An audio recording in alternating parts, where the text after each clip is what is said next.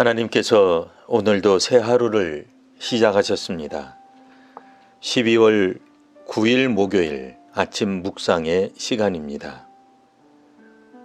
오늘 우리에게 주시는 하나님 말씀은 구약성경 사사기 19장 22절에서 30절까지 말씀입니다. 그들이 마음을 즐겁게 할 때에 그 성읍의 불량배들이 그 집을 에워싸고 문을 두들기며 집주인 노인에게 말하여 이르되 내 집에 들어온 사람을 끌어내라. 우리가 그와 관계하리라 하니 집주인 그 사람이 그들에게로 나와서 이르되 아니라 내 형제들아 청하노니 이 같은 악행을 저지르지 말라. 이 사람이 내 집에 들어왔으니 이런 망령된 일을 행하지 말라. 보라 여기 내 처녀딸과 이 사람의 첩이 있은즉 내가 그들을 끌어내리니 너희가 그들을 욕보이든지 너희 눈에 좋은 대로 행하되 오직 이 사람에게는 이런 망령된 일을 행하지 말라 하나 무리가 듣지 아니하므로 그 사람이 자기 첩을 붙잡아 그들에게 밖으로 끌어내매 그들이 그 여자와 관계하였고 밤새도록 그 여자를 능욕하다가 새벽 미명에 놓은지라.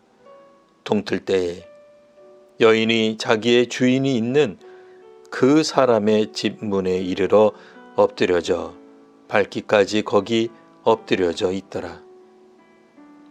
그의 주인이 일찍이 일어나 집 문을 열고 떠나고자 하더니 그 여인이 집 문에 엎드려져 있고 그의 두 손이 문지방에 있는 것을 보고 그에게 이르되 일어나라 우리가 떠나가자 하나 아무 대답이 없는지라.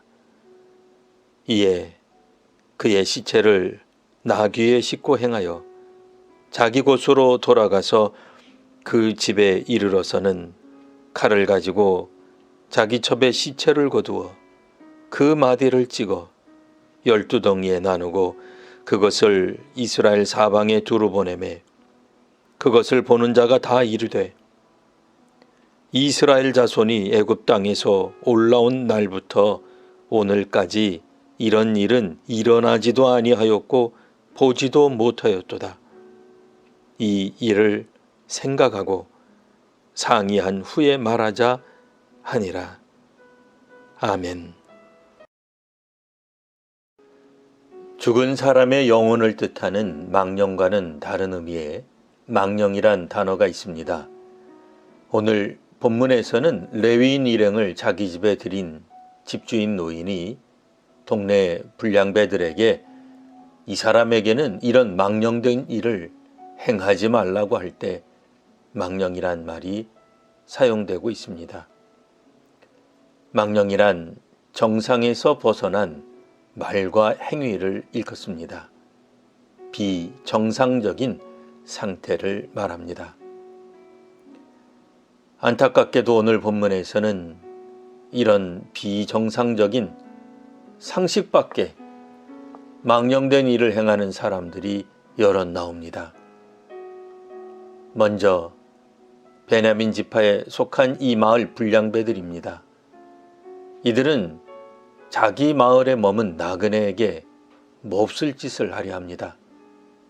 그것도 말이 통하지 않는 외국인도 아니고 같은 동족인데 말입니다. 단지 자기 성읍 사람이 아니고 다른 지파 사람이었기 때문입니다. 두 번째는 나그네 일행을 자기 집에 들인 주인입니다. 동네 불량배들의 악행을 막고 레위인을 보호하려는 마음이 있습니다. 그런데 아무리 그런 마음이라도 대신에 자기 처녀딸을 마음대로 하라는 제안을 합니다. 망령된 일을 막겠다고 또 다른 망령된 일을 하고 있는 것입니다. 세 번째는 이번 사건의 피해자라 할 수 있는 레위인입니다. 기브아 성읍의 불량배들이 지목한 건 사실 그 레위인 남자였습니다. 폭행을 당하고 어쩌면 죽을지도 모를 위협에 처한 건 그 레위인이었던 것입니다. 그런데 그는 베들레헴까지 가서 달래어 같이 집에 가려 했던 자기 첩을 그들에게 내줍니다. 이로써 자신은 안전할 수 있었으나 그 여인은 자기 대신 험한 일을 당하게 됩니다. 이 사람도 정상이라 할 수 없습니다. 망령된 일을 하고 있습니다. 그 레위인은 자기 집에 당도하자 그 여인의 시체를 나누어 이스라엘 각 지파에 보냅니다. 이제 이 끔찍한 사건은 이스라엘 전역에서 공론화됩니다. 민심이 요동치고 흥분하게 됩니다. 바로 이런 점을 이 레위인은 노린 것으로 보입니다. 이처럼 사사기에 나오는 마지막 부분에 등장하는 인물들은 거의 다 정상적인 상태가 아닙니다. 누군가 이런 망령된 일을 하지 말라고 외치지만 정작 그 말을 한 사람도 가해자들도 피해자도 모두 비정상적인 행동을 하고 있습니다.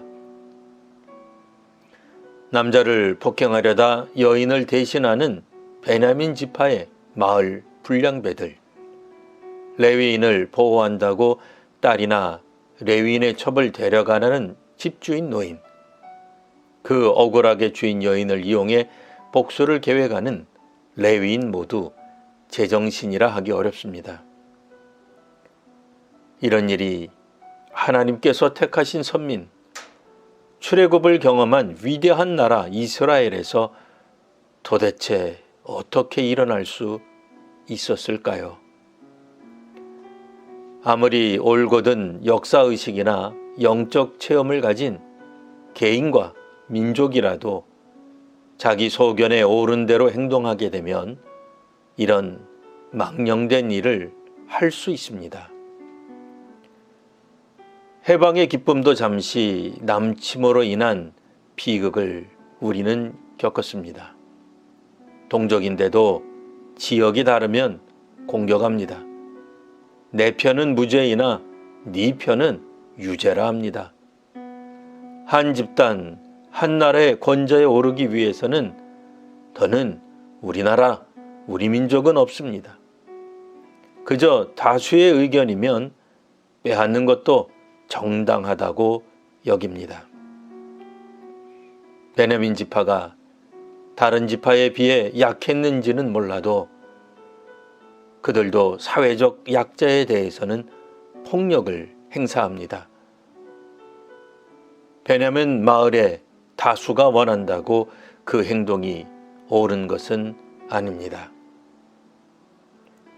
하나님의 말씀에 따라 살아가지 않는다면 어떤 위대한 사회나 나라도 망령된 행동을 할 수 있게 됩니다. 오늘 이 시대, 이 민족과 세계에 하나님의 정의와 공의가 바로 서기를 기원합니다. 기도하겠습니다. 하나님, 힘을 잘못 사용하게 되면 다수가 원해도 옳은 일을 하지 못함을 보았습니다. 공의를 말하지만 자기도 불의를 행하는 경우를 보았습니다. 상황에 따라 정의의 기준과 적용이 바뀌는 것을 봅니다. 하나님, 이 땅을 긍휼히 여겨 주시옵소서. 교회와 사회가 더욱 하나님을 경외하게 하옵소서. 예수님 이름으로 기도합니다. 아멘.